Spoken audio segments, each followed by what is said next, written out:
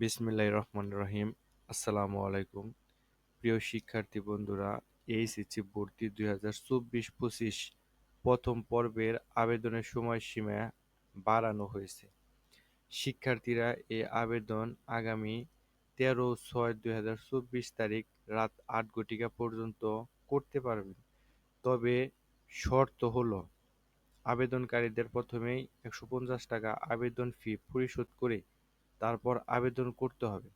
এবং এখন পর্যন্ত যে সকল শিক্ষার্থী আবেদন সম্পূর্ণ করেছে কিন্তু আবেদন ফি পরিশোধ করেনি, তাদের অতি সত্বর আবেদন ফি বাবদ 150 টাকা পরিশোধ করতে বলা হয়েছে এবং নির্দিষ্ট সময়ের মধ্যে আবেদন ফি 150 টাকা জমা না দিলে এইচএসসি ভর্তি 2024-25 এর আবেদন স্বয়ংক্রিয়ভাবে বাতিল হয়ে যাবে। সার্ভার জটিলতার কারণে যে সকল শিক্ষার্থী বন্ধুরা এখন পর্যন্ত আবেদন করতে পারেনি, তোমরা অতি সত্বর আবেদন ফি 150 টাকা জমা দিয়ে আবেদন সম্পূর্ণ করো।